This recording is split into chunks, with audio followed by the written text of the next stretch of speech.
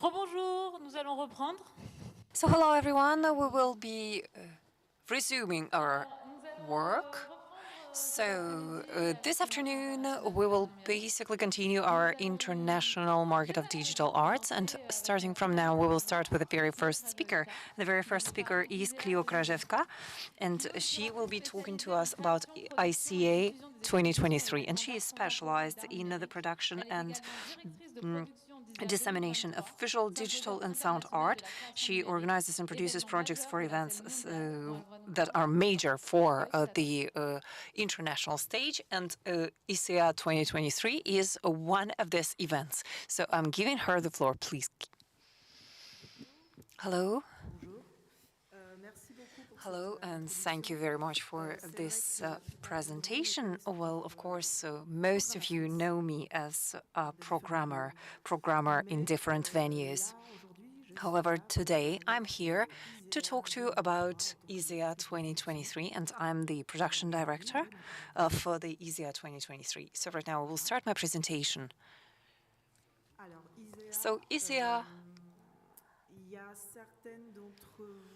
some of you already know very well ISEA, and probably some of you even remember the edition of 2000, and I have also shown right on the screen the flyer of ISEA 2000, and this is the most important event of the digital creation, and this will be the 28th edition this year. So in order to organize ISEA, we had to do the international competition, and this competition was won by Le Cube, who is the executive producer of ISEA this year. So Le Cube has a lot of partners that are working with them, and I will talk about them a little bit later. But in order to create this event, the most important core is the academic symposium and also the symposium of artistic research around a topic. And the topic this year is symbiosis. So we are creating images between the 16th and 21st of May. And around all of this, there's a lot of artistic aspects that will be explored throughout this week. And it will be all prepared in April, and later on in June, these collaborations will continue. So this topic, symbiosis, first of all, it echoes to the environmental questions, but also it echoes to the societal changes, all the mutations that we have of different organizations, and so on and so forth. And ISEA is 70 countries that are represented there. We have over 100 partners. I will go back to them. We have approximately 105,000 applications. And all of those applications have already been received. So right now the call for applications is already closed. We have over 2,000 artists, and we are expecting over 100,000 of audience. So here are the partners. You have already liked Le Cube, and I believe that you will absolutely adore Le Cube Garges. This is something that will start in 4 days next Tuesday in Garges-Légonis. So it will be the big change and change of atmosphere for Le Cube. So you will basically have a huge venue of 8,000 square meters, and this will be the grand opening will be on January 24th, and the official opening will be starting from March 28th. So please do not hesitate to come and see us. So ISEA, of course, the executive producer of ISEA is Le Cube, and they have associated with for the academic and research part, and for the symposiums, they have supervision académique, academic supervision, and also the venue of the symposium, Forum des Images, that you have on the very first line of this slide. And we also have the organization committee that is also a source of pride for us. Now, for the part symposium, this is the first part, and the second part, which is also very important for us, that's the part that is related to the artistic creation. We have the hybrid part, which is very important this year because we would like to transmit, to broadcast most of the conferences in streaming, and we are also creating something new here. Well, we are still calling it Metaverse, or sometimes we're calling it the augmented catalog, but we would like to value and valorize all the artistic artworks that are, we would like to showcase them in an immersive environment, but we also would like to have meetings in an agora, central agora in the atmosphere that will be an immersive atmosphere. So what we did two calls for projects. Both of them are already over. So the first one was the call for artistic projects, and we have received approximately 700 or 800 applications, and we have selected 86 artists. So some of them are here present today.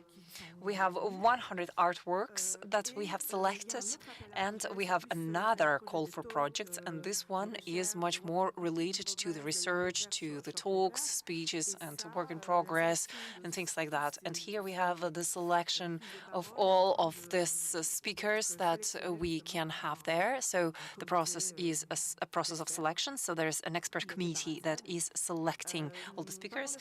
And during the symposium, we will also have a lot of professional days with the ACNUM network that is also very present here.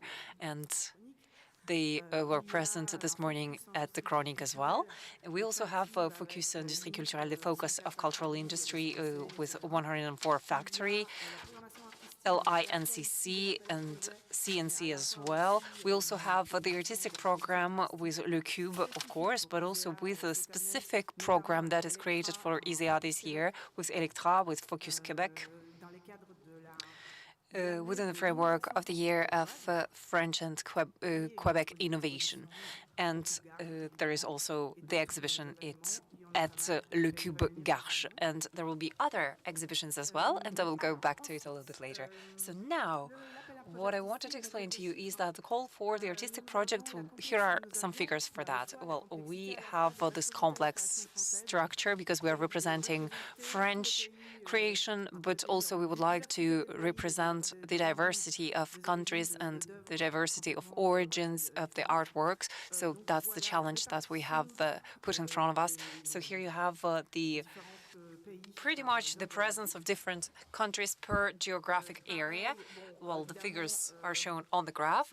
And in the same way, we have this graph right here. Well, of course, this is kind of approximative because we can have multiple artworks that will be pretty much going into several categories at the same time. Well, we have some installations, we have projections, we have performances, live performances. We also have some interactive and games and some other forms that are also present here. Well, I will go very quickly through the examples of the artwork. Well, of course, we have 100 of those, so I will not start describing the artworks to you, but just to tell you that we have very diverse formats that are present. At the same time, we have very diverse mediums that are represented here. And all of this artwork, well, we actually are organizing and doing this huge work right now, the work of matching between all the selected artworks and the venues, the partner venues that we have. So you can see the cultural partners right now on the screen. If you don't see your logo, please do not panic because it's still not too late to add logos and so on. So we still can discuss of the new possibilities of partnerships and so on. So what are the cultural partners that we have here? First of all, we are talking here about the venues that will be welcoming some artwork that is part of the calls for project of our project, but also these are the venues that will be offering label-related events. So if your venue is organizing something between May 8th or even April something and end of June, it's totally possible to organize a collaboration. So either having this label or having a tagging or probably doing something even more deep and involving both parts. So just come and see us. But knowing that we're talking here about the region of Paris, nevertheless, we still have a lot of work that is done by ISEA in the region. And of course, we're doing it in partnership with MAIF. And we are very, very open to collaboration with different venues that are also outside of Paris. Now, I guess this is it for my presentation. I am staying here until Sunday, and it will be my pleasure to talk to you individually. Thank you very much.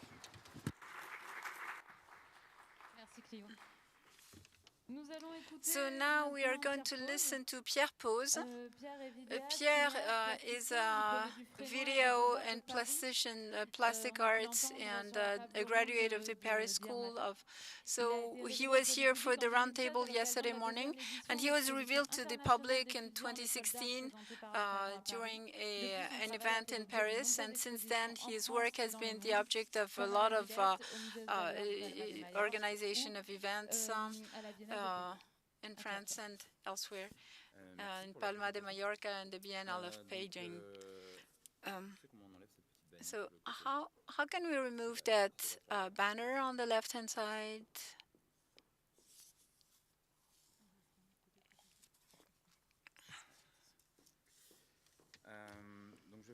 So I'm going to talk about a play in, especially a piece that was exhibited at the Biennale Chronique, because it's a crossover between the video work of video, and also the installation is contemporary art, and a project on blockchain. And very briefly, the project in my last year of school at Frénois in 2018, I had a project on the memory of water, a theory, a pseudoscientific theory that was debunked in the 90s. And the principle of that theory was that to be able to digitize biology, it's a bit like the principle of homeopathy. So I was interested in having this experience based on the protocol that was used back then.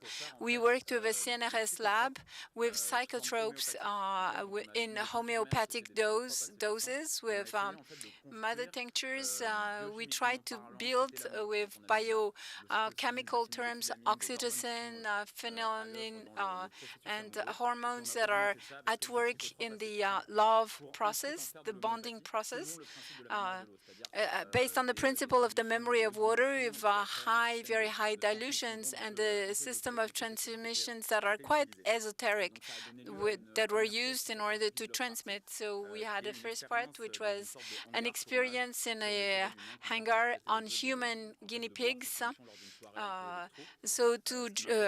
who were going to drink the solution in an electro music party, to have this experience with guinea pigs, quote unquote, what underlies the memory of water. So a kind of dissertation on the vibrations in the human body, the type of vibrations that the human body can perceive, sound and light, and that you are in kind of a boiler room in the middle of an electro, party. So if you have the opportunity to go and experiment that in Marseille. So what I did after that was that for this project, we ordered some substances that we used in the lab. We ordered them on the darknet, because working in a lab with drugs is very, very expensive, because you have to have pure drugs, and the circuits are really expensive. So it was over our budget, and that is why the procurement for us required Bitcoin to buy in the darknet the substances that we needed for our mother tinctures.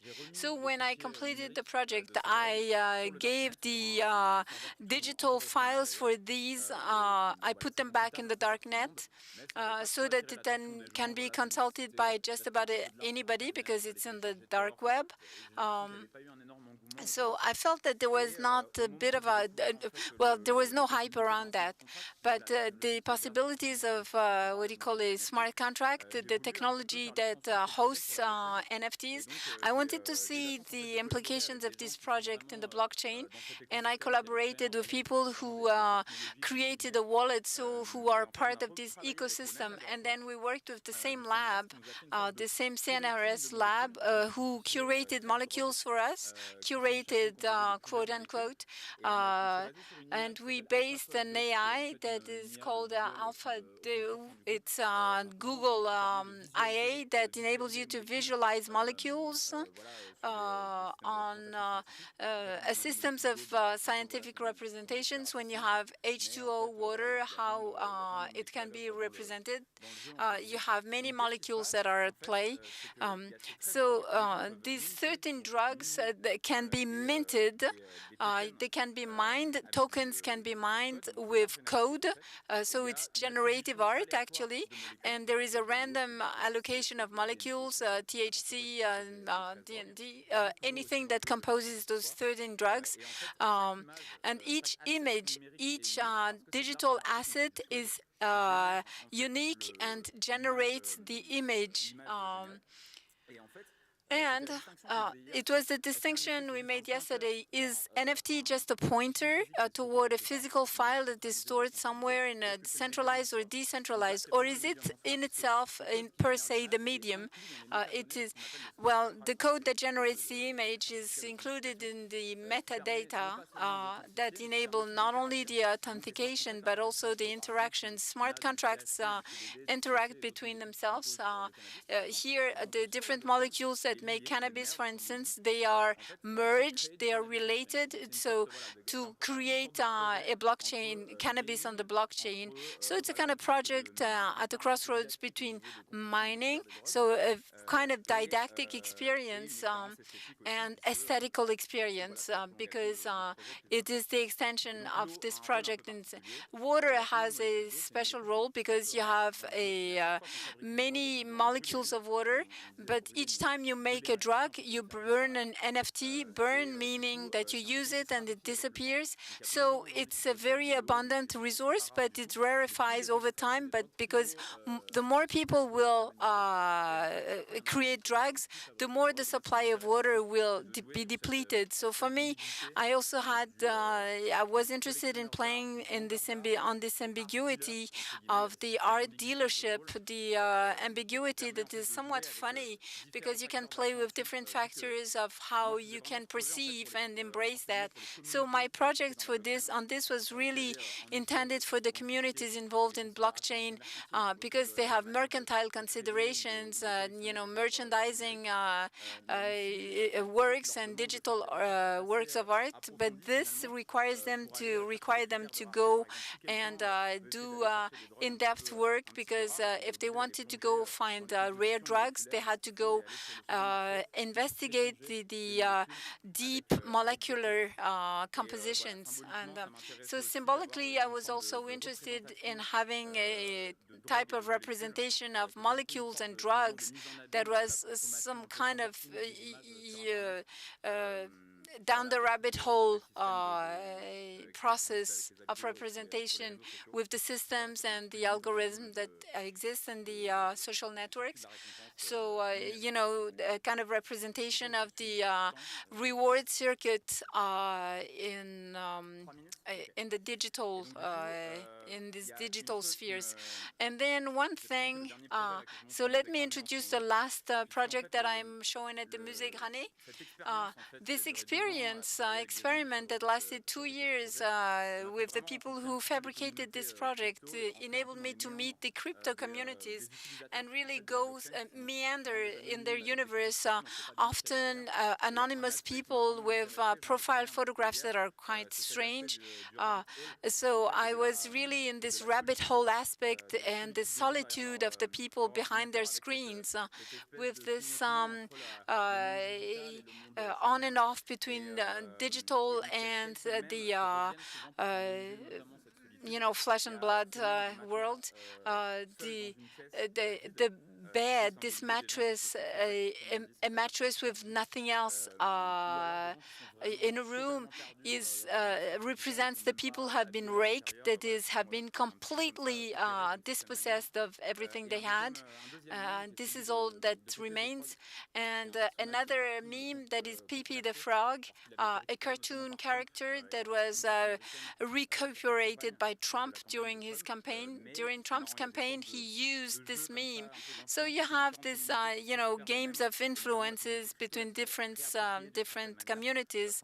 The crypto community that reappropriated this meme representing a sad persona. So with an AI generating images of that mattress and of this cartoon character, what I did was that I recovered these images, take them, give them to the IA, and then the IA would iterate images, and then at some point, so we had this conversation between me and the artificial intelligence, and then we stopped and froze on an image in particular, which was a choice of a painting and a digital image, and the painting is here in the museum, and the digital object is this screen, which is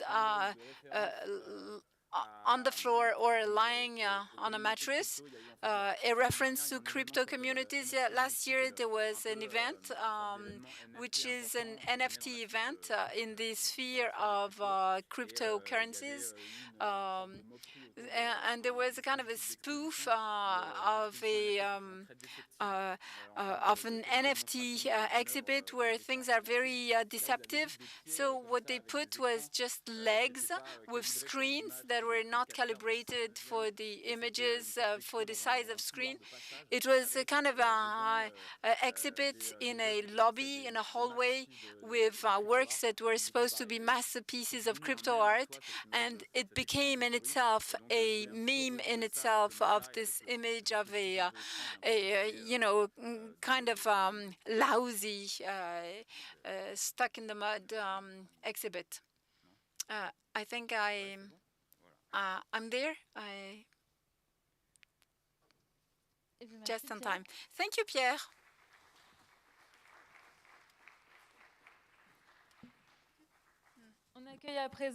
And right now, I would like to give the floor to Nicolas Verin, who will be talking about Parallel. Parallel relates artistic practices with Web 3.0 technologies. By combining conceptual explorations with bespoke tools, we bring unparalleled art projects to life with sustainable blockchain ecosystems.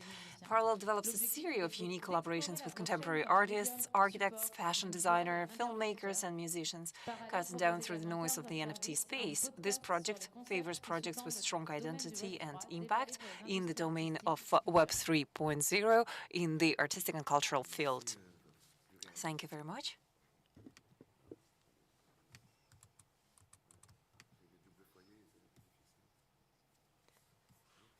Let me launch the presentation.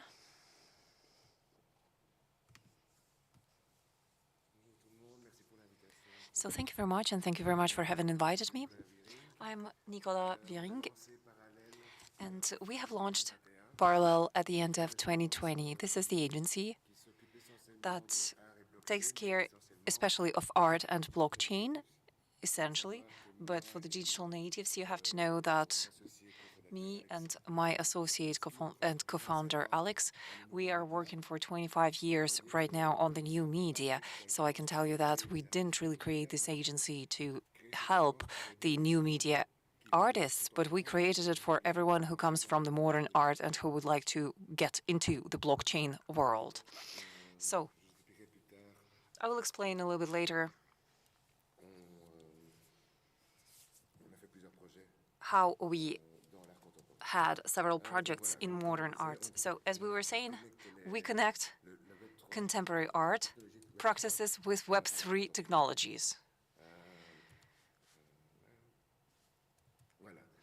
So NFT exists for a few years now, and we can say that there have been a lot of hype last year, but it actually died out a little bit, and the crypto, we can say today that this is getting more and more stable. So we cannot say that this is the right moment to be launching NFT projects.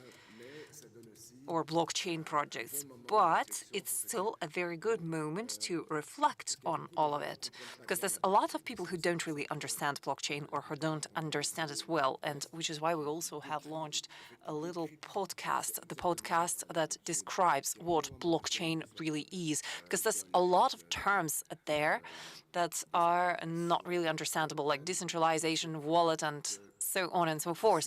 There's a lot of different concepts. So if you're not really interested in all of this, and if you're only looking at the media and the information that the media is providing, you never have the right information.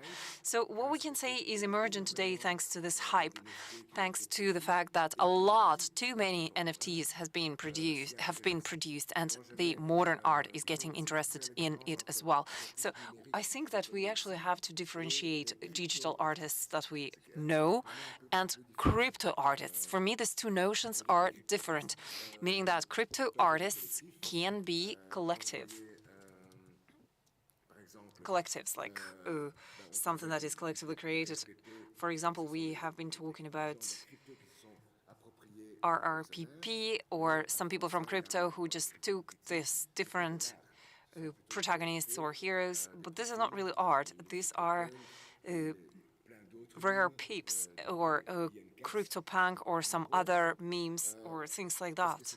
So the question is whether this is art or not really art. Well, these are artists, crypto artists, who used blockchain in order to experiment with some things. Some of them did it to earn a lot of money, but some others did it because this was fashionable, and they just wanted to be part of this new movement, of this new ecosystem of cryptocurrency. And a very interesting artwork of a new media artist, Kevin McCoy, with Annual Dash, they have created an artwork that is called Quantum, and this is one of the very first artworks that was minted in the blockchain. It was not the real blockchain back then, it was in 2014, and this was the database, decentralized database, which is a blockchain, but it was called Nencoin back then, and today it does no longer exist because they actually had to take this artwork that was minted on this pre-blockchain and actually mint it once again on another blockchain, like to migrate it. But working in the blockchain and working in a peer-to-peer environment, this is not something that is new. It's just that today it's a little bit more democratized, essentially with the blockchain Ethereum that allowed to develop the NFTs thanks to smart contracts. So this non-fungible, it actually is non-fungible thanks to the blockchain. And then we also have Tezos, which is a French blockchain that does exactly the same thing for proof of stake and not proof of work as for the Bitcoin. So we see that this is something that is on OpenSea. So Pierre Pose right now is on OpenSea. He has just explained that. So the problem is, how exactly can you find here the artwork by Pierre Pose right here in the sea of pictures, I would say. So how exactly today the modern artist or digital artist can differentiate and can also find the right marketplace? You will see later on, we have collaborated with many different marketplaces that are, how can I say that? Curated marketplaces. So OpenSea is not a curated marketplace, meaning that everyone can create their account and do something on OpenSea. You don't really have a lot of choice, and with the algorithm, sometimes you will be on the top of the list and sometimes you won't be there. But it's really important for you to be in the right position in order to sell your NFTs. So we were talking about the modern art, and I believe that some pictures, some images here are recognizable to you. So there is John Raffman, John Gerard, Abramovich, and Walid Khat. So these are the modern artists who basically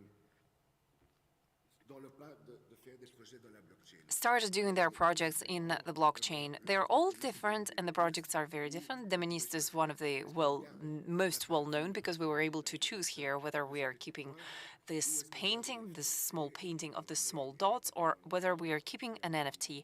And not a little while ago, the choice was made. So this is called the currency. So basically, he was playing with this idea of the potential of the blockchain. And finally, by saying if we are keeping one, we have to burn the other. And in this topic, and Pierre Pose, I'm sorry, I'm always going back to his presentation because he had this absolutely wonderful examples. Because when he said we are burning our NFTs, well, it actually meant that we were burning them. Except that this artist was actually burning it, like literally burning it in the painting. So he was destroying the NFT. So he was basically playing with this concept, the concepts that are really, really linked to the crypto. Now, in the world of art, and really in the world of art, people started doing a lot of things around crypto and blockchain. And there were several galleries, but not just galleries. We had Peace Galleries Office Impact, and some others, well, the galleries that were already working with a lot of digital art, but that also started dealing with NFTs and creating NFTs. For example, right here, the foundation Luma Foundation is associated to Art Basel, and they started working together with Art Basel in order to create this exhibition that will be dedicated to modern art. So basically, we can see that the modern art is basically getting back this ownership of the blockchain and is understanding what exactly can be done with the blockchain. Well, unfortunately, time is flying too fast. Well, these are some other examples, very interesting examples that I have here. Sarah Friend, Anna Riedler, Simon Denny. For example, Sarah Friend, she bought some digital tools on Amazon and she was destroying them and was selling NFTs in order to be able to buy physical objects on Amazon. So the artists are really, really playing around with technologies just as they do in the art in general or in the modern art. Now, well, I will have to skip a lot of things because I don't have a lot of time.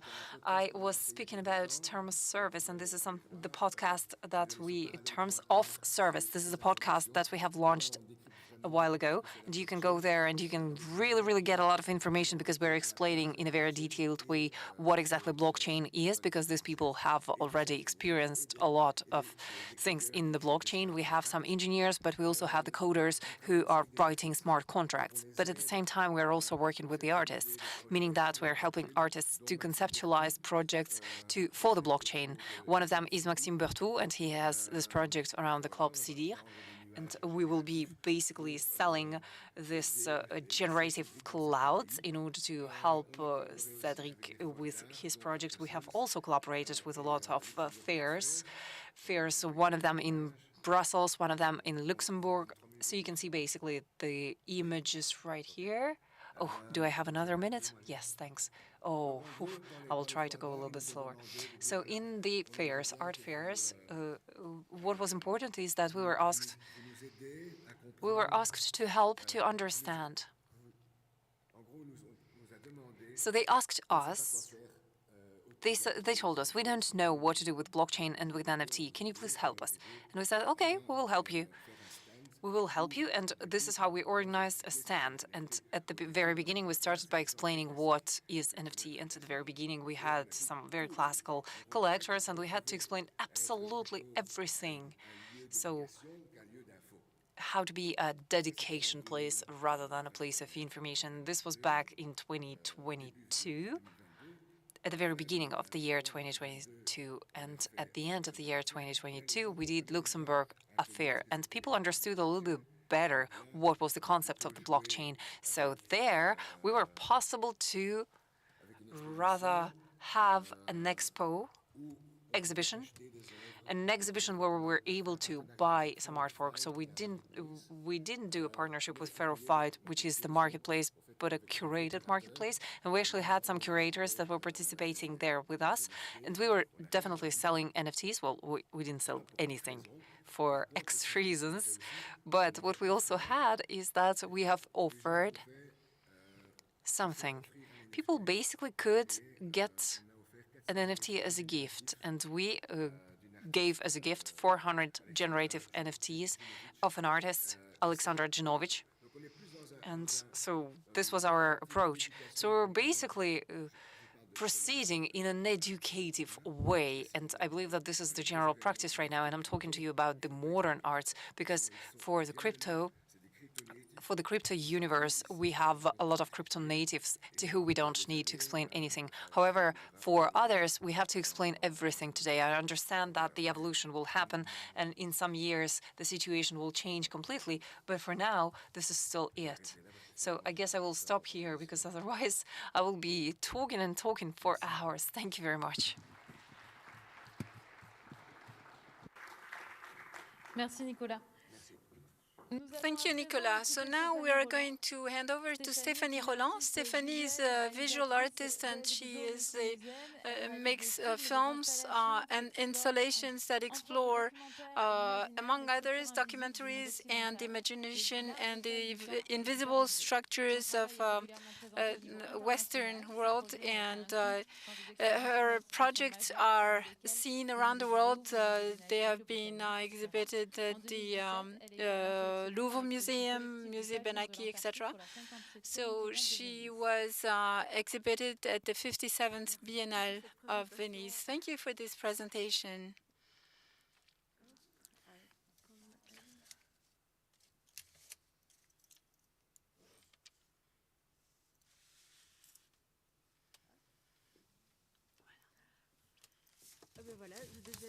So I was already, so this is a great introduction here. So I have this impression that with this bully pulpit, I'm going to give a political speech, but well, let me introduce myself. I'm Stéphanie Roland. I'm an artist based in Brussels, and my work is at the crossroads of visual arts and the cinema.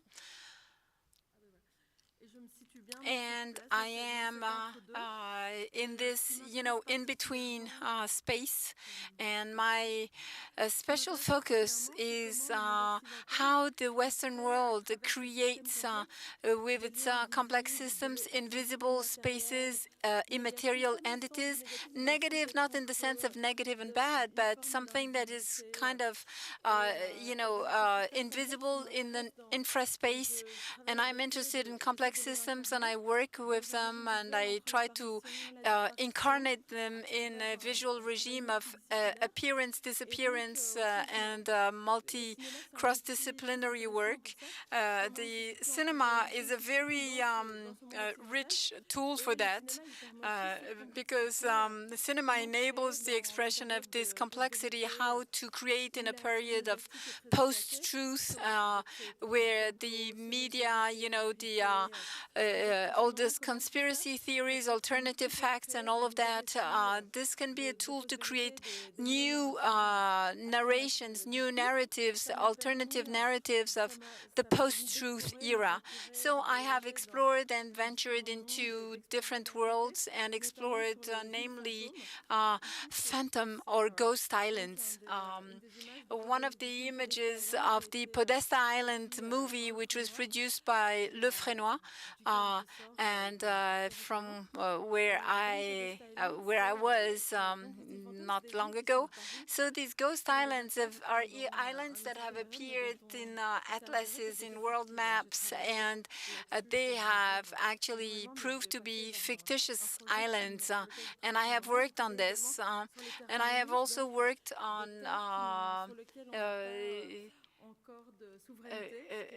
and lands on which there is no sovereignty yet, which is quite rare, because lands without a sovereign power in this day and age. And I also worked at the Vasarely Foundation on cemeteries of spacecrafts. little exists in terms of archives or documents on these. And I also worked on the exploration, Belgian exploration in the Antarctic and the follies of that exploration.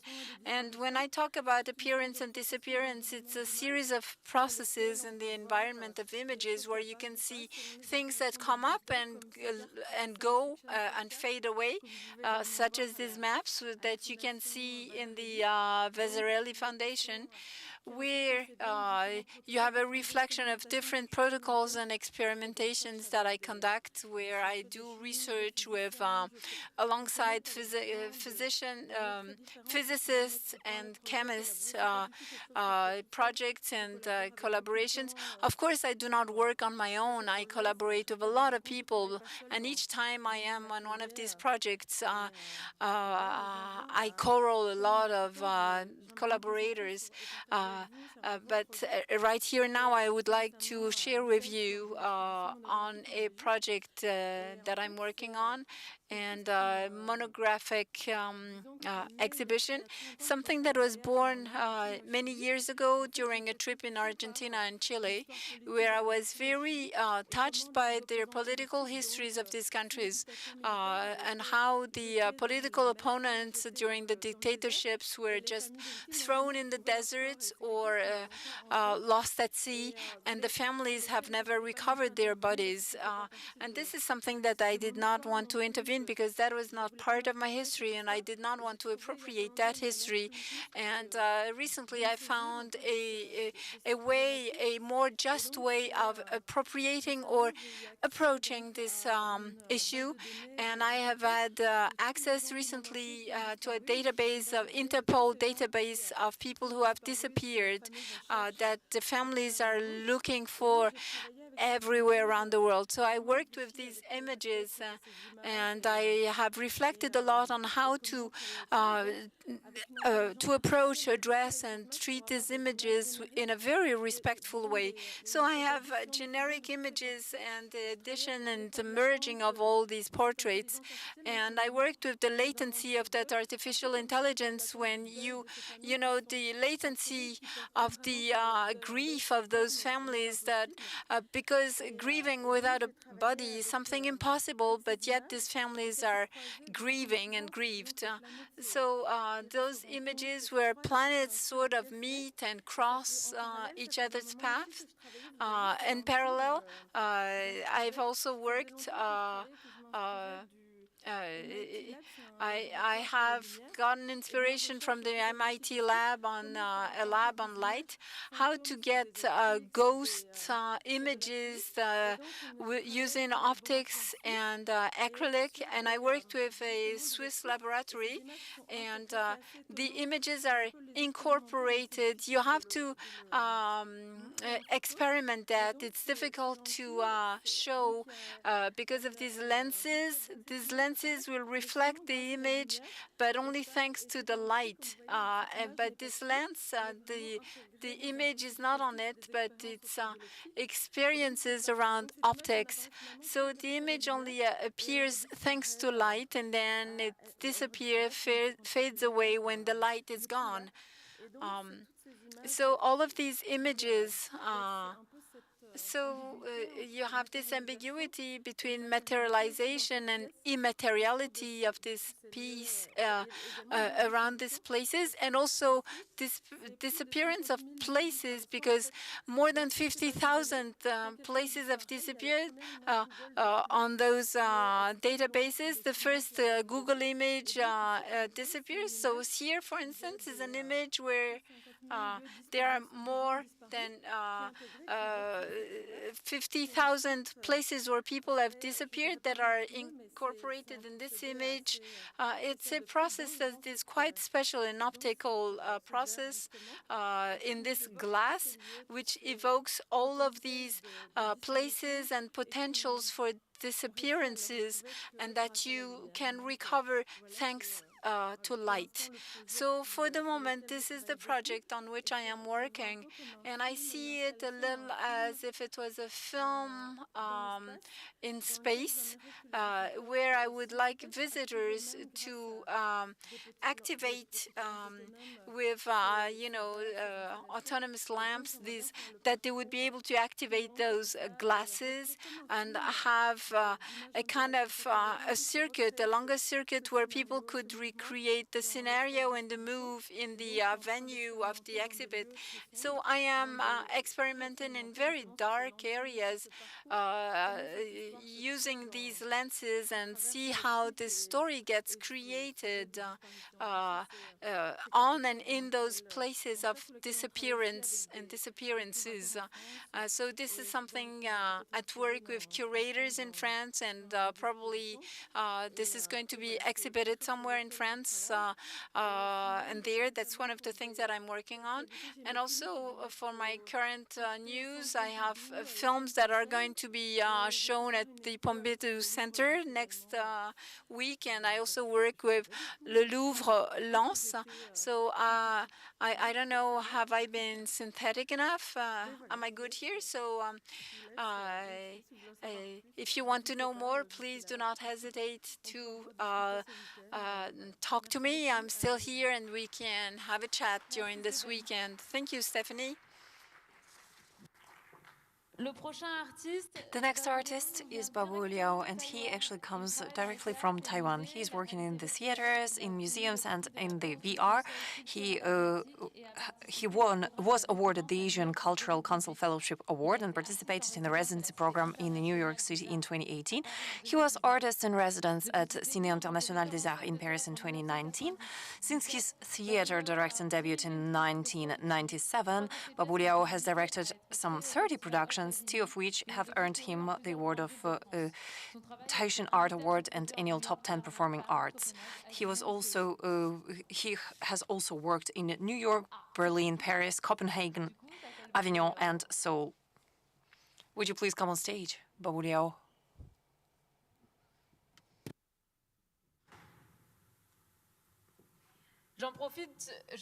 So I would like to take advantage of this little break to tell you that there is a wonderful exhibition of virtual reality which is done in partnership with Silab, and it will be in the Friche de la Belle de Mai until Sunday. So please do not hesitate to go to Marseille to see this wonderful exhibition.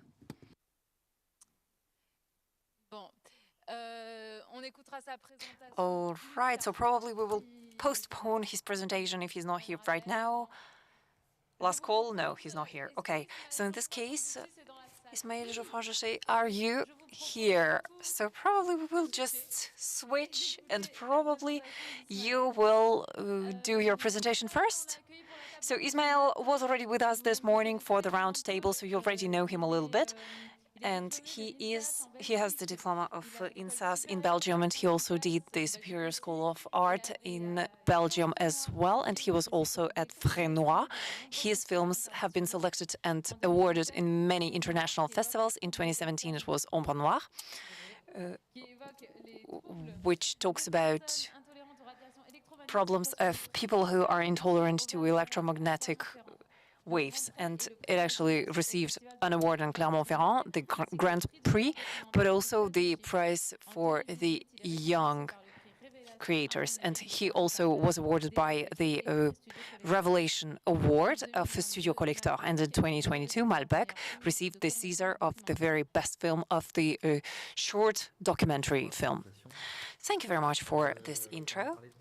So we actually talked about a lot of things that will allow me to go back to the projects that are ongoing for me. First of all, I have this theme about the making of the films, and I'm actually preparing two important films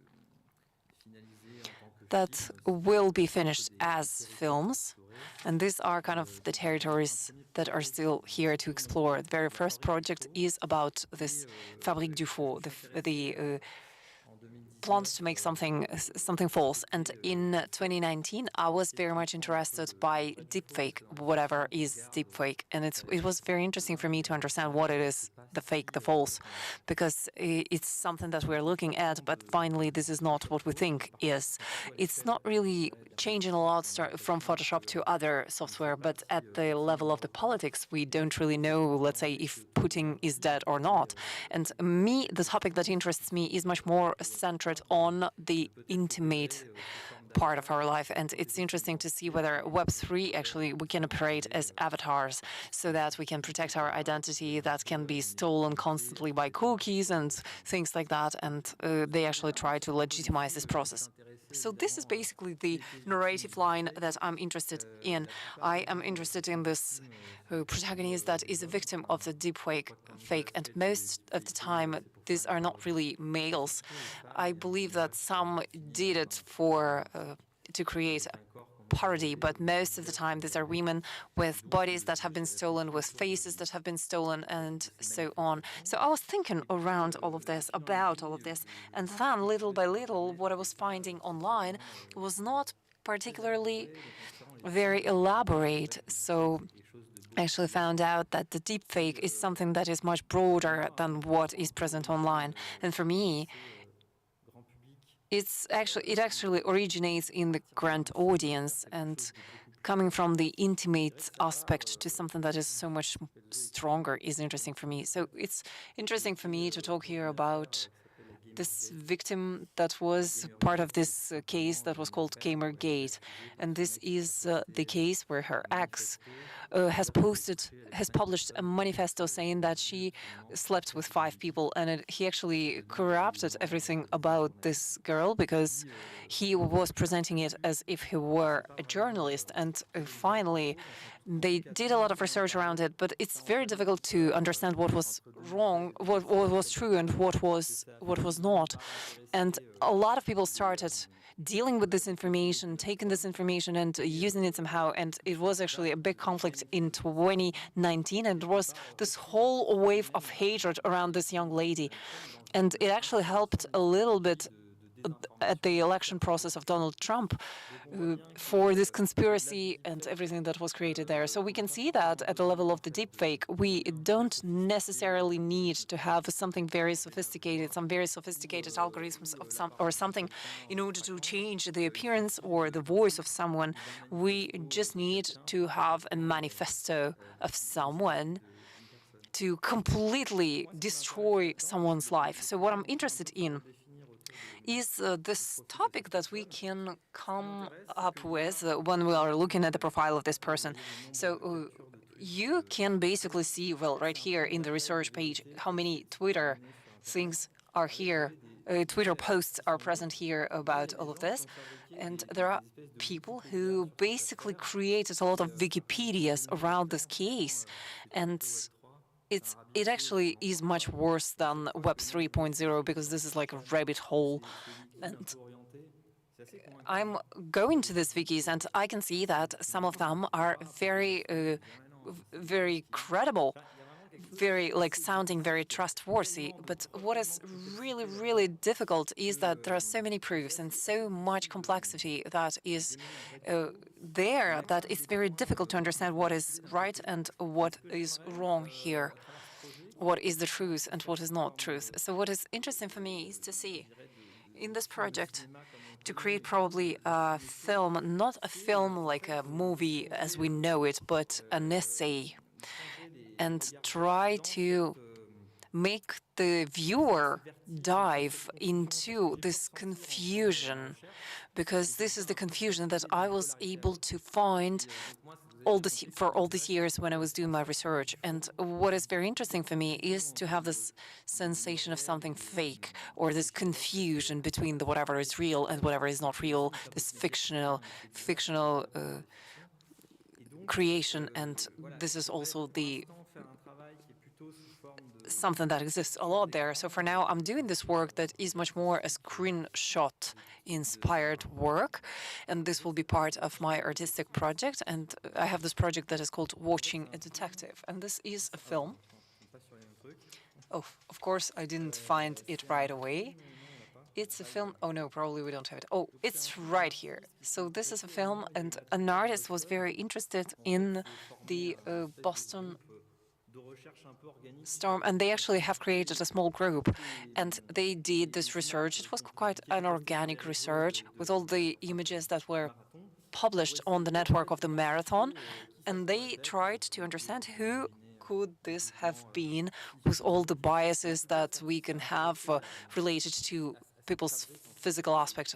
So this artist was very much interested in how we can detect all of this. And I would like to keep this tool as well and to adopt this approach as well and to see how this flow of pseudo truth and half truth is getting mixed out and how it allows us to position ourselves. And also, I thought that probably it will be very interesting also to make this text part of it, a part of it, and to see how exactly I can also add a certain layer of fake over it, probably by regenerating pictures from the text. This is something that is possible to do with the links, and this will be also adding up to this creation of fake that is part of this approach that I have adopted. So this is my first project, and the second project is Mihai Iohannescu, and this is someone who is in Romania, and he was arrested, unfortunately, because he wanted to launch his project Web 3.0, and this was kind of an improved version of Stepan. Stepan, probably somebody knows it already. This is an NFT project, and you had to buy virtual shoes and go and do some footing in order to earn some money. So he basically created something similar, but it was not stopping here because it was to do sports with Apple Watch, and he created this full system of gamification. Like the more sport you will be doing, the more tokens you will earn, and if you sell these tokens, it will basically bring down the costs of your health insurance and so on. Well, this is the legal part of all of this, but this is not the reason why he was arrested. He was arrested because before that he participated in the creation of a virus that is called Gozi virus, and this is the virus that was very active between 2006 and 2012. And they had 25 million plus accounts that were hacked, and the NASA accounts were hacked among them as well. So for me, what was actually very funny is that I was hacked on the FNAC website, and when I did all of my research, I actually asked a friend from Romania, please give me a name of a hacker who could help me with this. And he actually gave me the name of a hacker who was a very good hacker. And I'm very much interested by this protagonist, this hacker in the cinema, someone who is very elaborated. Like we have this Mr. Robot cliche that is still available. And I think that it's kind of impossible. We can't find something that is a little bit more nuanced. And I discovered this little person, real person, that I was very much interested in. And when he explained to me his position and his beliefs and so on, it was very interesting. And Gozi virus was a very interesting virus because it was actually something that was built as a legit system. You had this whole system, you had something like really a lot of things to help you to make this crime, and it actually didn't have a lot of difference with the company like Apple or Volvo that is collecting your data. So for me, it's very interesting to create the portrait of this person, and this is what I was trying to do for 3 years. But the problem right now is that he's imprisoned. So how can you make a movie with someone who is in prison? That's quite complicated, but at the same time, there's a lot of documents and also the transcriptions that I was able to create, and I did these transcriptions throughout my meetings.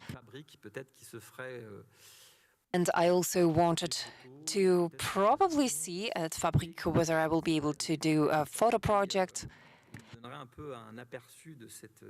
It will basically allow me to have an overview of all this history, a very interesting story of this person, but also the venues and places that we have used for the discussion are also very interesting, because sometimes there are places in the video games, and also you have to look at the geography where these people operated, and Mihai was part of them.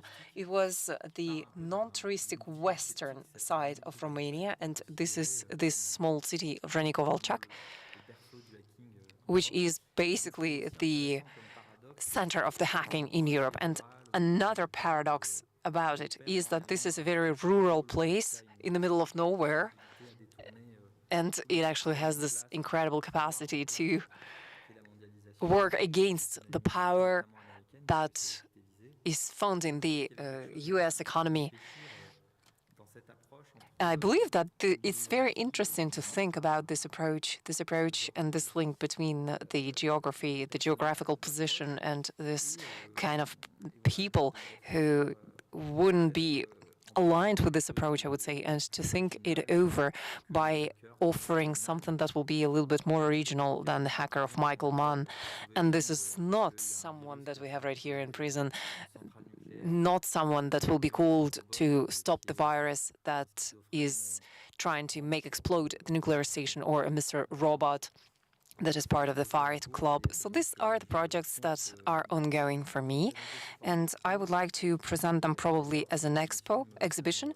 And my films are quite well noticed in the movie industry, especially with Malbec that received a César. So thank you very much for your attention. Merci. Thank you. So I suggest that we take a break and then come back here at 3:30 with 4 presentations of artist projects that come directly from Taiwan. So see you back here at 3:30.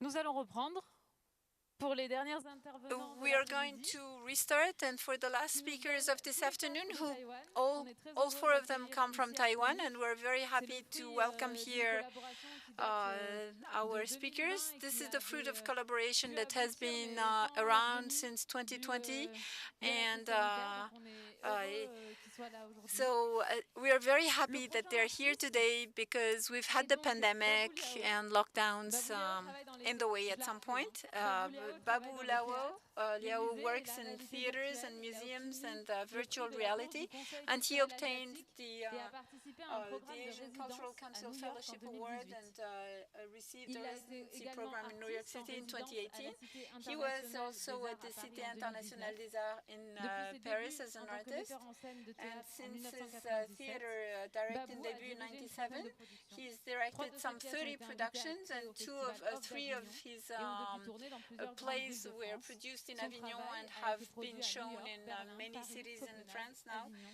And Séoul. he's been played in New York, Berlin, Paris, Copenhagen, Avignon, and Seoul. Hello everyone. I'm Babu Liao, Bonjour à theater director and VR creator based in Taiwan.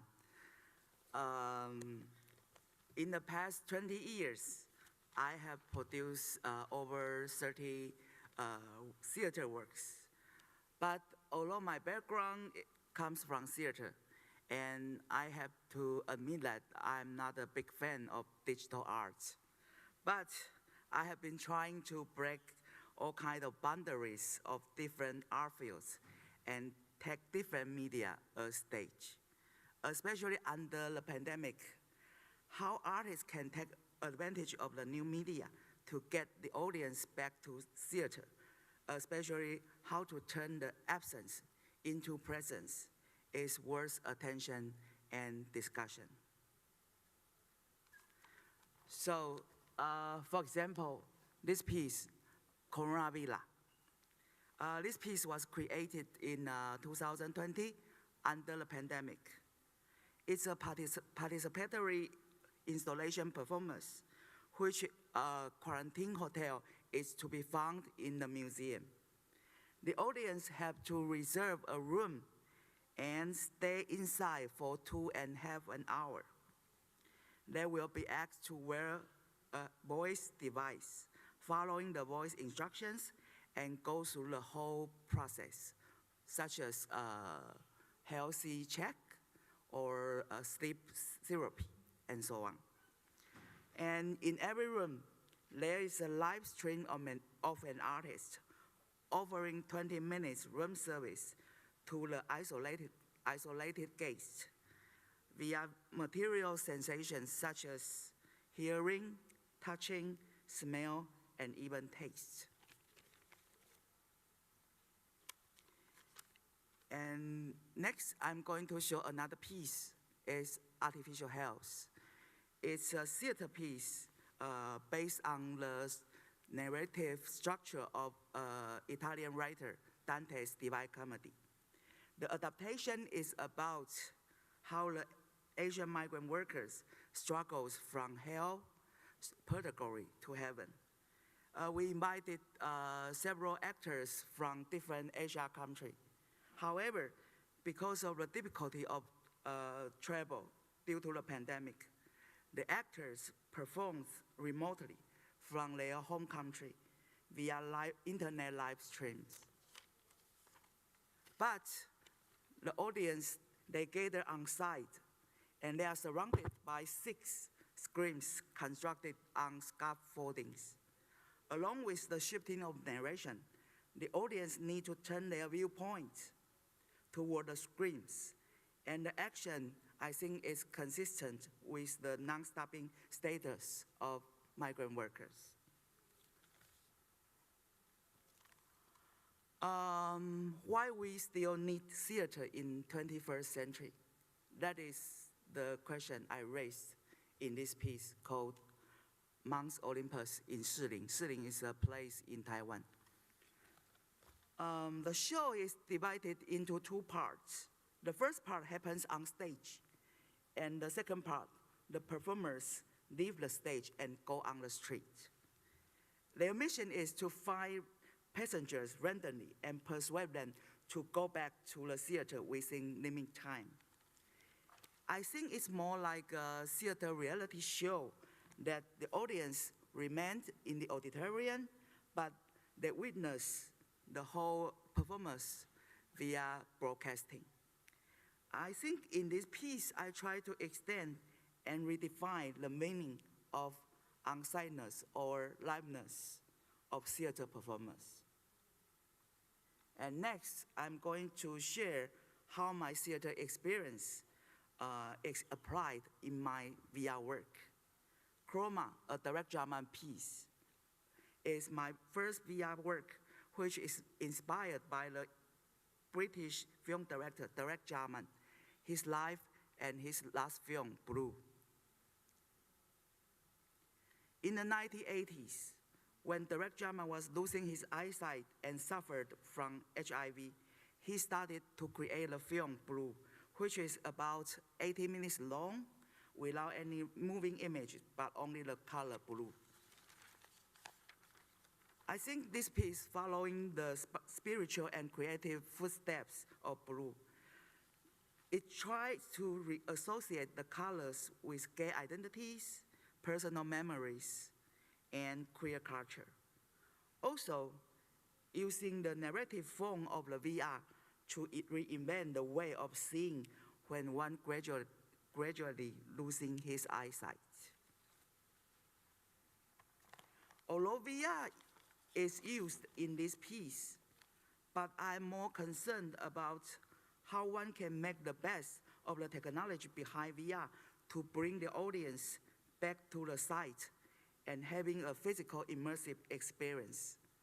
Therefore, I try to create the theatrical moment where the VR content, surrounded sound, space, lighting, and image projection are integrated.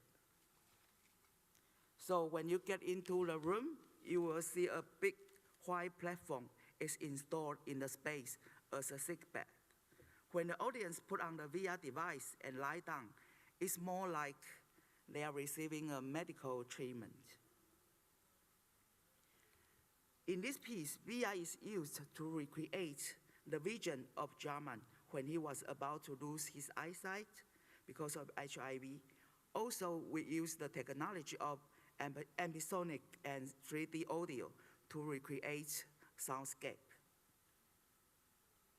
During some of the sessions, the pass-through of the camera, the camera in front of the VR would be turned on for the audience to see the distorted physical space and the light around them. They are also welcome to watch their own body and other viewers on site. And next, I'm going to share my new piece, Father's Videotapes. This piece is selected into Venice Film Festival, the financing market section last year, and will premiere in October this year. The story of this piece is based on a true story from a Taiwanese photographer, Yang. When Yang was a teenager, he accidentally discovered his father's sex tapes of him and another male friend when he once sneaked into his father's room. The story is, of course, about Yang's family's history. However, it also lands on the social and historical situation gay men has been forced under. Father's Videotapes is a threefold narrative that brings the viewers from the real space to the VR and back to the real space again.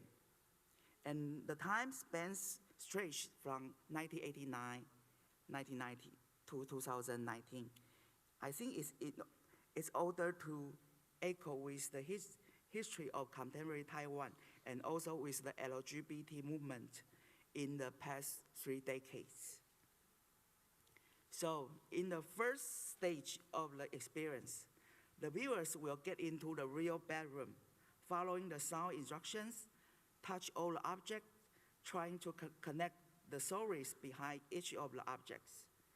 And instructed by the voice command, the audience will pick up the father's video camera and freely walking around in the physical room.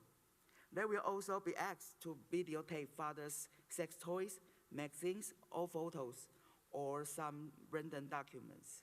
And the images will be streamed on the monitor. And the second stage, the viewers will be asked to get into the closet, pull on the VR goggles, getting to peep at the father's sex tapes, and of course his long hidden secrets. The second part of this piece was set in 1989, which is Taiwan's martial law was just being lifted, and it was a very conservative period. So I hope to present the atmosphere. So in this piece, I use a lot of mixture of sex and political linguistics, or the mixture of the sound of men murmuring during sex and the singing of military songs. And the audience will see the spectacle through the son's point of view, from very narrow perspective, like from the gap of the closet, or under the bed, or from the ceiling. And the third part takes place in 2019, when Taiwan was passing the same-sex marriage bill. The camera of the VR will be turned on for the audience, and they will see the physical bedroom again. They will receive a phone call and hear the dialogue between the father and the son. And at the same time, the TV is broadcasting the news about passing gay marriage bill. However, the image goes dead suddenly. We are pulled back to reality. I mean, we are not sure if it's the father's illusion of the bright future. And I think as an artist whose background in theater, I will always keep a distance from the technology I use. I mean, I don't embrace VR or technology. Instead, I try to show its possibility and limitation at the same time. Overall, I want to emphasize the general experience of the audience, such as unsightness, bodies, and interactivity. I believe that is the magic makes my piece a charming one. Thank you.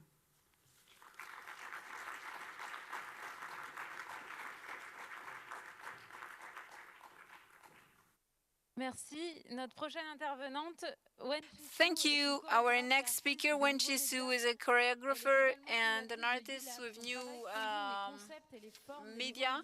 Her work combines new media and the art of she attempts to rethink the possibility of performing arts from the perspective of new media, extending controversy and reflection of contemporary art in the face of impact of digital technology. She's actively interacted and cooperated with local and international communities through workshops, seminars, talks, and performances.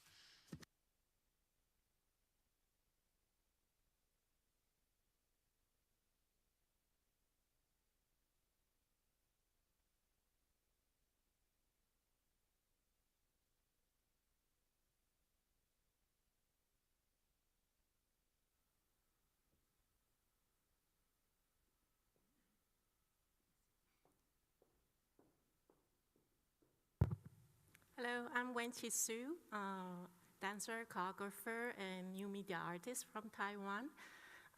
Thank you for the invitation of ELAB from Taiwan and Chronic, so I can be here and sharing all my work with you. So these 10 minutes, I will focus on the work that I present here, it's a VR work called Black Hole Museum and Body Browser. Here's the trailer.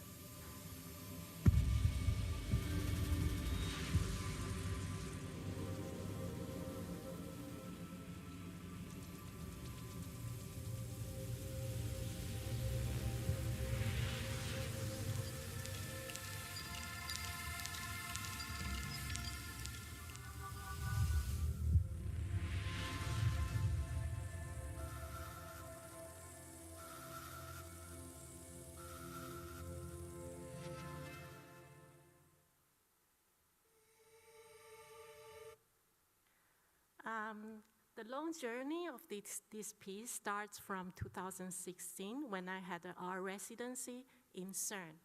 It's the biggest laboratory of laboratory of quantum physics in Europe. And then I had the chances to work there for a few weeks, having a lot of encounter with the brilliant scientists there, and then discuss on the big questions and, of course, a lot of concepts based on the physics. And here's a few people I've met. So during these few weeks, I have a privilege to visit all the scientific centers and have a dialogue with the people who work there. And for example, from here you can see some experimental physicists or who is more focused on the theories. After these residencies, I'm back in Taiwan and had another residencies in National Theater of Taiwan. So I propose, if it's possible, to work between the art and science, literally for me, between dance and physics. So I start to, with my team eLab, it's a group that I invite artists to join the project, and for example, new media artists, sound artists, or people who build kinetic installations. So within these few years, we try to get between, also find the methodology, how to work between the physics and dance, how we bridge the language during our process.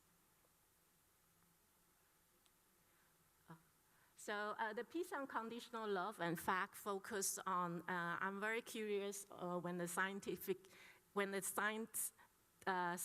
they said, it doesn't matter what you believe, but the most important is what's the fact. And the Infinity Minus One, I work with the mathematician who is interested in the concept of infinity. So it's a very big question and very abstract for most of the artists I work with, but we try to break it down into, for example, the geometry or the perceptions or the dance languages in contemporary dance or in the classical dance, and what does that mean for us. In the piece Wave Infinite, it's an installation with the kinetic machinery. And actually, it's the work, first version I worked a few years ago, but with another concept on the future cities. But then after the residence, I did a new version, which I want to illustrate with the same machinery. How can I create with the perspective from the physics or the cosmologist that I met and talked with. In the piece Anthropic Shadow, actually it's just happened before the pandemic happened, and which I found this urge to discuss about the climate change. So I work with the climate scientists and just to discuss how we perceive all this catastrophe that we receive from the news every day, and somehow that there's a few questions is so large to understand, although it has the impact in our everyday life. Another piece I worked during the most difficult time in the pandemic, which I found I encountered the mental state of darkness. So I want to open it up.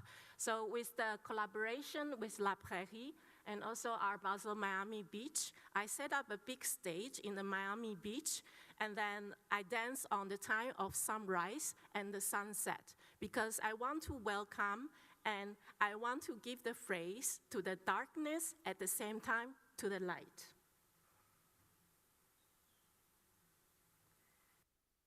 And the continuation from this, the dialogue with the cosmologist in CERN, I found a topic, a theme, which is intriguing for me, which is the gravity.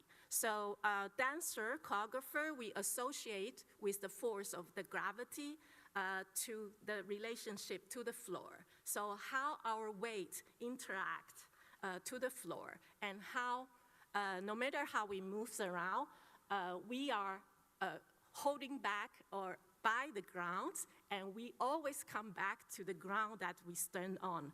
So, but based on the physics, they talk another theory. So they said you can't really perceive the gravity. For example, if you can easily raise your arms, means the gravity you cannot perceive.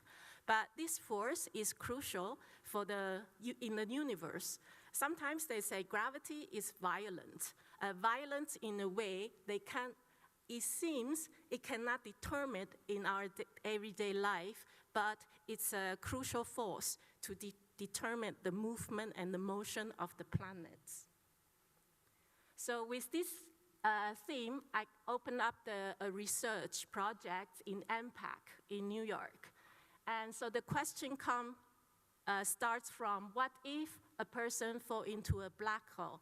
So they say time and space is relative. So what does that mean for me who work on the ground, and for me who work in the actual space? So in 3 elements I'm researching on is on the dance, on the light, and the sound. How can I find the gravitational center for each of the elements, and how to create that constant falling, and at the same time you actually feeling you're floating. This comes from the description of the Einstein. He described, if once you fall into the black hole, the time will move so slow that in the end you actually feel time is freezing. And the continuation of the research in MPAC, then 2021, from the invitation of C-Lab, I continue to research in this direction. And this is the small film from our working process. 计划的名称其实刚开始叫身体舞蹈与重力，那它是起源于就是我2016年的时候到瑞士日内瓦的圣驻村，那它是一个国际上最大的物理实验室，量子物理实验室。在这个过程当中，其实就认识到这一位西班牙的天文学家。那他在研究的主题是重力。那当时我们就交换了许多关于对于比如说在物理学上或者在天文学上，他如何诠释重力，他如何解释，或者说他在这个研究方向他的问题是什么。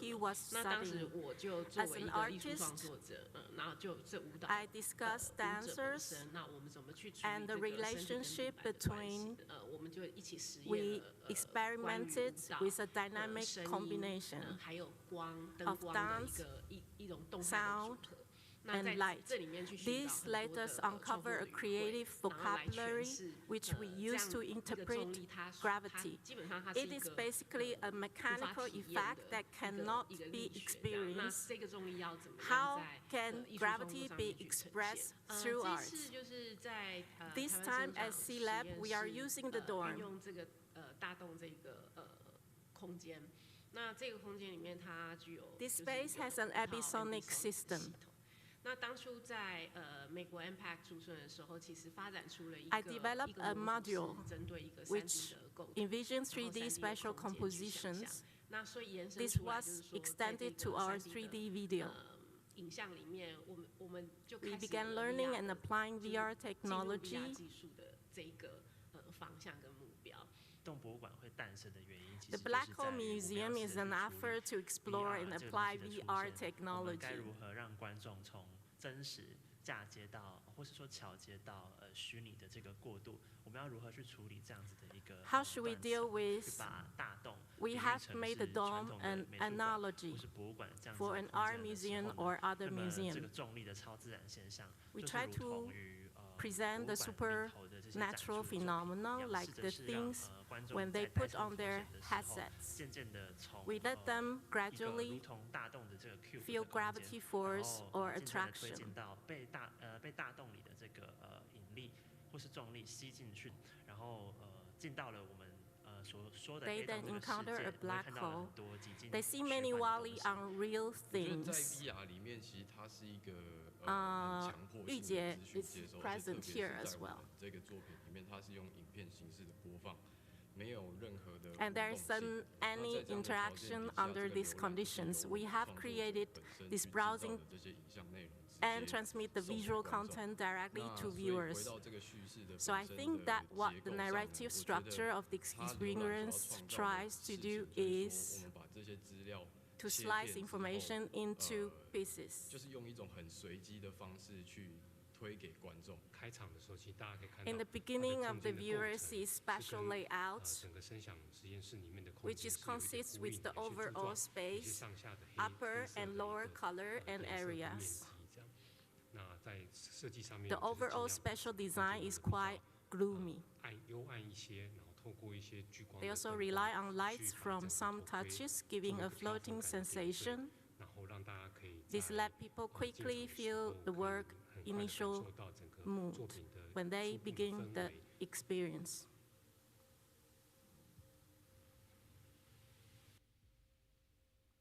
This is the space we presented in C-Lab.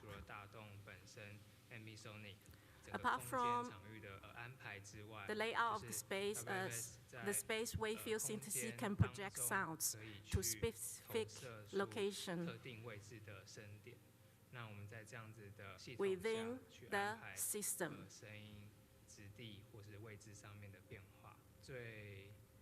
The most interesting question has been how to simultaneously take care of each viewer, loudspeaker's distance or location, holistic manner, VR process. We have created a film performance.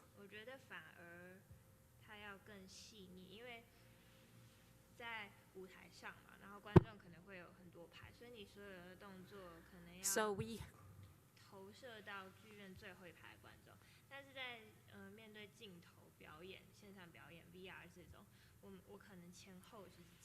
at open film, it's more like you are in a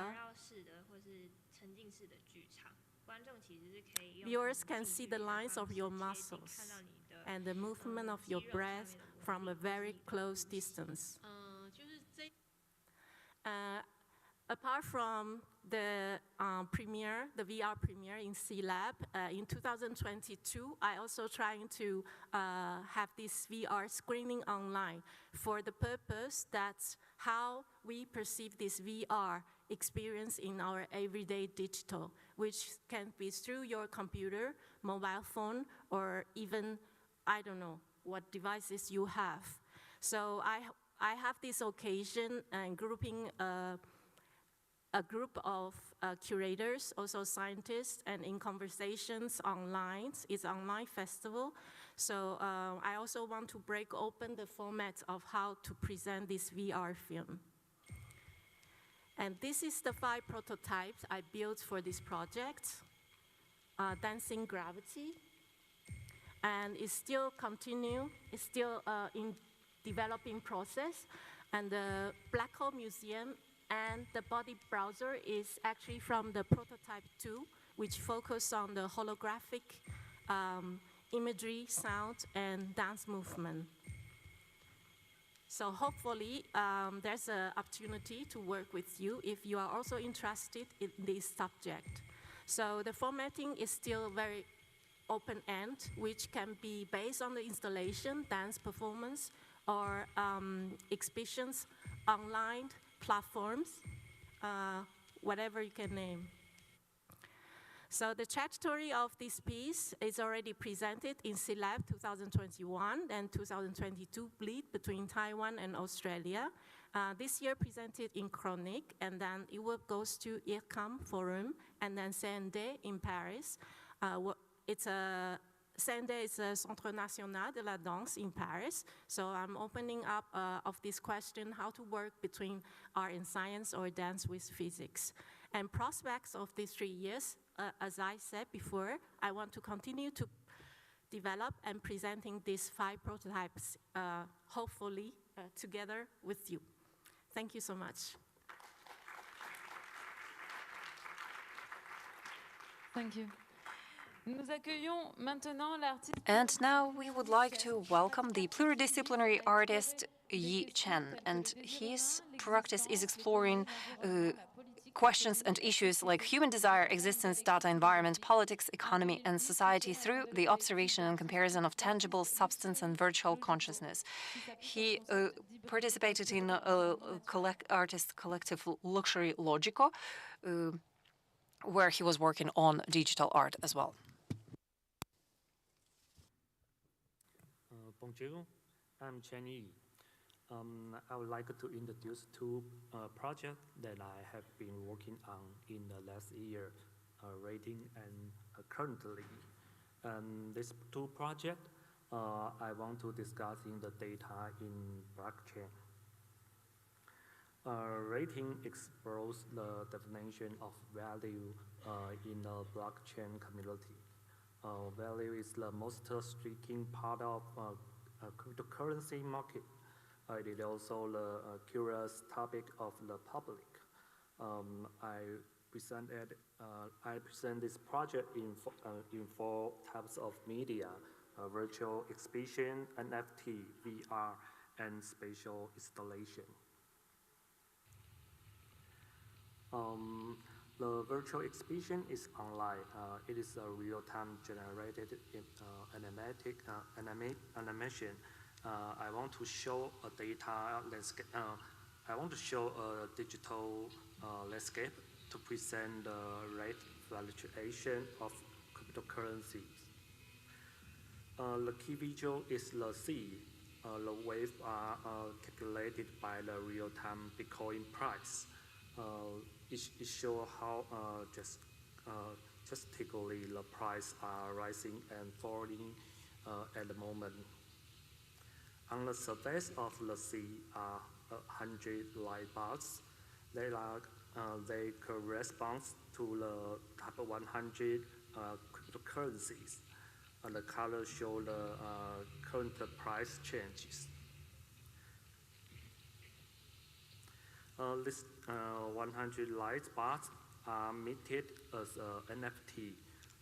They can be individually presented and collected. This piece is one of them.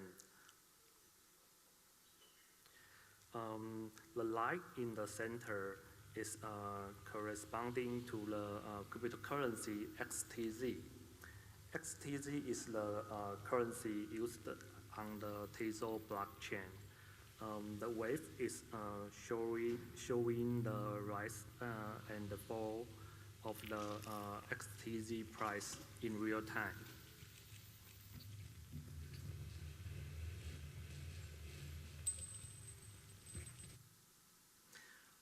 VR version is show the content of the virtual exhibition as a panoramic video.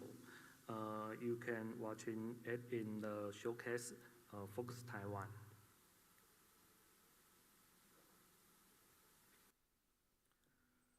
Value dimension is a spatial installation. It consists of a kinetic device and 10 LED tubes. There is a laser on the kinetic device. It creates a plane of light in a smoky space. This plane will go up and down, which corresponds to the Bitcoin price. So the plane of lights and the virtual sea are synchronized. One is in real, one is virtual. The flickering of lights show how drastically the price change.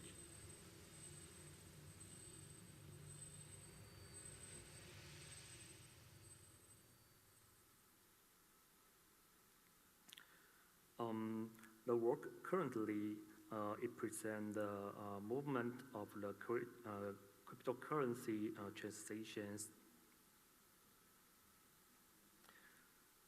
Virtual financial transactions are often driven by events or large transactions.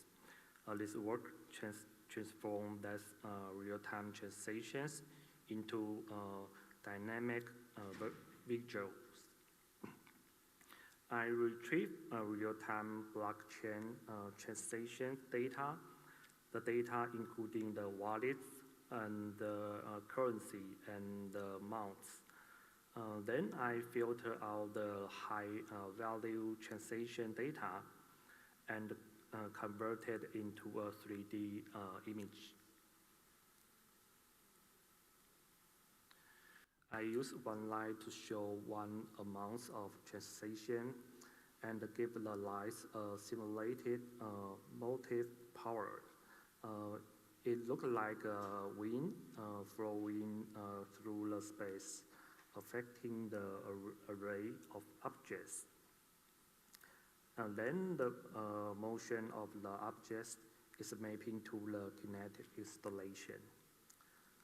Brightness and motion show the value of transaction.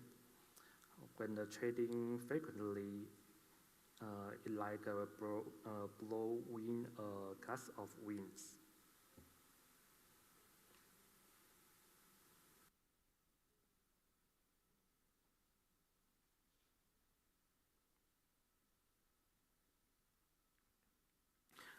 I experimented with AR in this work.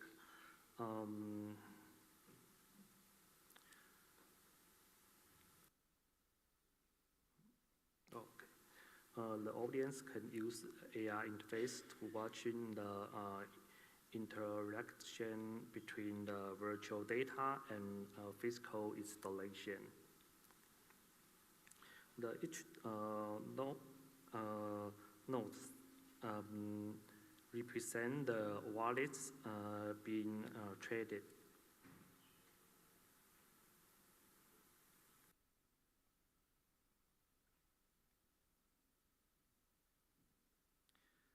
I want to present the emotion about the blockchain market community.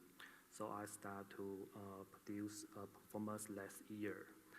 This performance was created in collaboration with C-Lab, Taiwan Sound Lab, and Wenqi Shu, the previous artist.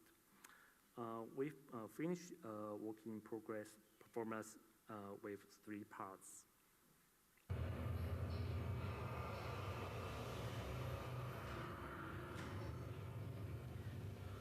In the first part, we use the work value dimension as a stage setting. We perform some ritualistic action to show how the market creates space, how the communities are connected and assembled.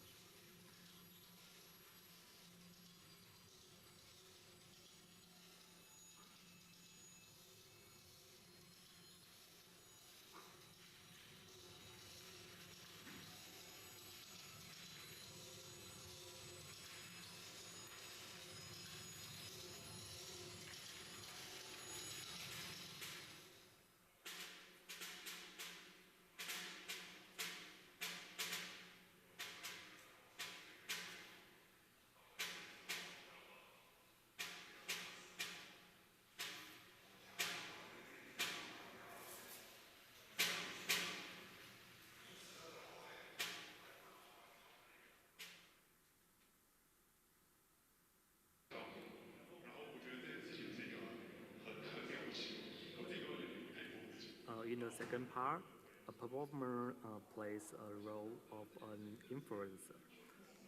We capture his expression with a cell phone. He is promoting a cryptocurrency in a live broadcast.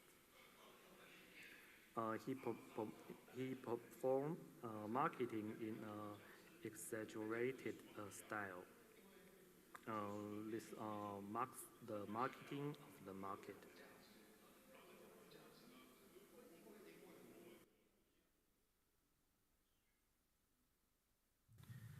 In the third part, a dancer wears some motion capture sensors. he tried to control a virtual character, like a VTuber. Then the other dancers take the sensor from him. All dancers control the VTuber together. It symbolized a market project expansion.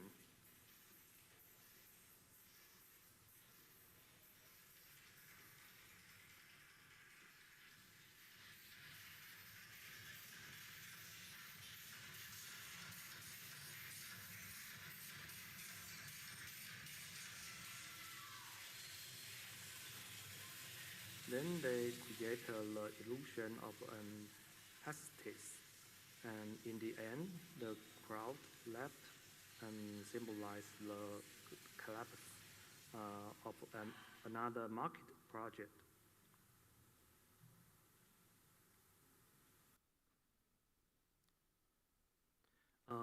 These three parts of performance show the fluctuation of the marketing in different way.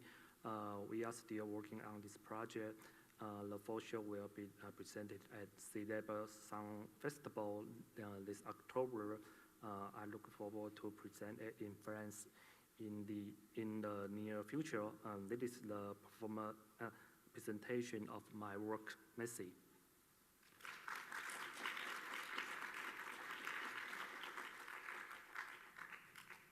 Merci. Thank you. And just to conclude these professional encounters, we would like to welcome the artist Yifang Li, who is using the forms of the sculpture, painting, and projection in order to create from its artwork a fantastic narrative object with different means like cartographic and mapping. This is how he works, and this is how what we see in his artwork is not just narrative, but also it has this ambiguous dimension that is acquired through the history of a human being and through the mediums that he has used.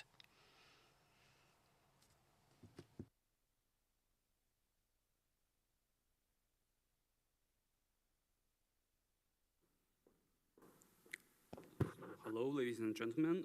My name is Li Yifan. So I'm an artist based in Taipei, and I basically do animations. I've been developing like several different toolkits in the game engine to reform the process of animation making into a more intuitive way. The work I'm sharing in the clinic is called How Do You Turn This On? The title actually came from the old video game called Age of Empires. When you enter this password, you can get a high technology car to destroy your enemies. I'm going to share a small clip of this video so you have some basic idea of the film looks like.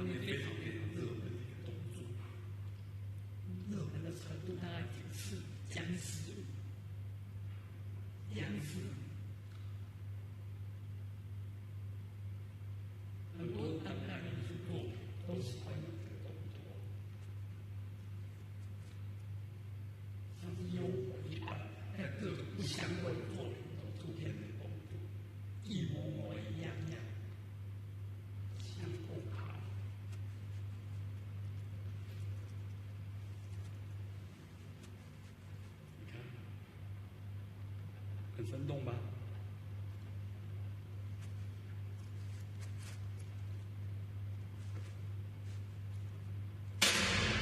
百老汇泰克任务4年底就要上映了，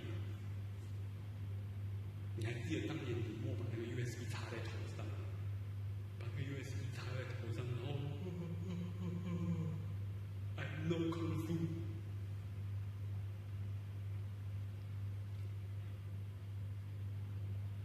我只简单说一句嘛，学习没有捷径，多看多学，学业带走的技能。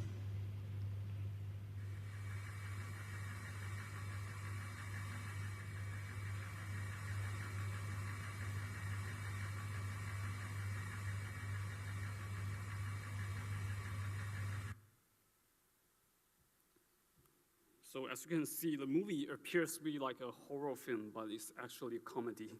In this 15-minute comedy, the main character talks all sorts of things like the situation of animation making, the history of animation, and all the conspiracy about animation history. Yes, and I try to like explore the situation of technology and human being in a little bit dark humor way. As you can see, the film always has this really strange contorting movement of this character, and the dialogue of the character is always really improvised, very loose. It's actually all the animation was made into like a little bit like a puppetry. You can see the film. It's during the filming of the film, I'm playing this guy in a green outfit, and try to control the puppet in real time. So by using the VR controller, I can control the digital puppet into certain posture. And here is another behind the scene. You can see me viewing all the scene in the VR headset.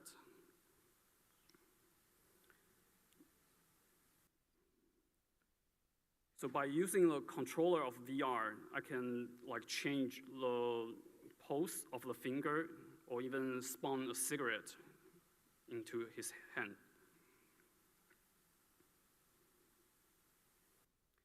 So it's like I'm trying to create animation without using any keyframe by using the VR equipment. All the animation making process become very improvised. And also the camera movement was shot into a similar way. You can see this is also me in a green outfit, try to film the act in real time.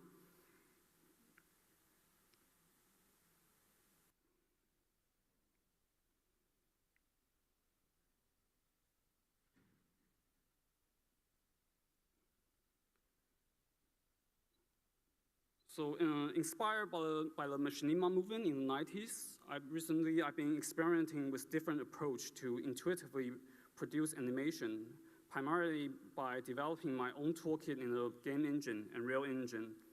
I've been developing some low-cost motion capture system, low-cost virtual camera and facial expression captures. And all this system combined, I got a very strange like puppetry system. And by using this system, I can create an animation in a very intuitive way. The whole process is actually very playful. I usually propose an idea and problem and try to develop a certain tool to solve the problem. And by playing with this tool, more idea and more challenge arise. And in this back and forth, developing and creating, the work gradually take shapes. So you can see this is me playing with the VR, try to figure out how to control the digital puppy. So actually in the film, how do you turn this on? The content somehow responds to the methods of this production. In the film, the main character constantly talks about how to control digital party and how the digital party, the topology of the animation, how different shape of characters share the same topology. And he also discussed about how the modern motion capture library changed the way we create animation. Like famous one, Mixamo, how artists can use certain movement to create their own animation. And it also talks about like how we express ourselves in the digital environment using a certain very limited expression and combine them, we can express ourselves in the digital environment. So it will be the end of the presentation. If you are interested in the film, please watch it on the YouTube. You can watch it here by the QR code. And any comment will be appreciated. Thank you.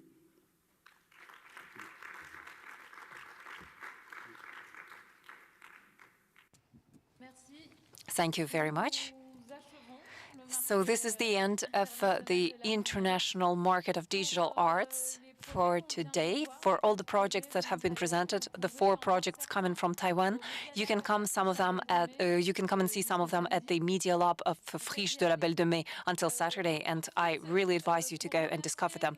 Also, I would like to use this chance to thank all the presenters, all the speakers of these 2 days, and also all the audience that was here. I also would like to thank our partners from Belgium, Stéphanie Bécourt, Sarah Lada, and Lisa Benner, and all those who I don't have the time to mention here, but I'm really thinking a lot about them.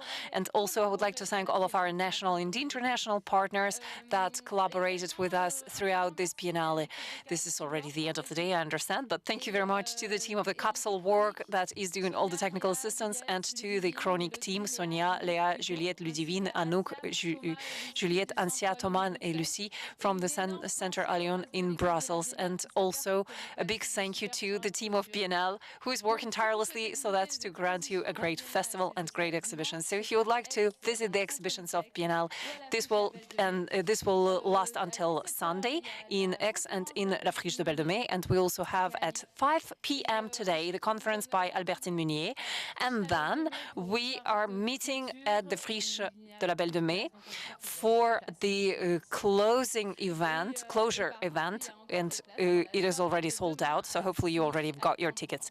And tomorrow we also have an event at Sismic in Aix-en-Provence. So for those who would like to take the bus, the meet-up point is right in front of the theater. Thank you very much. I wish to all of you a great day.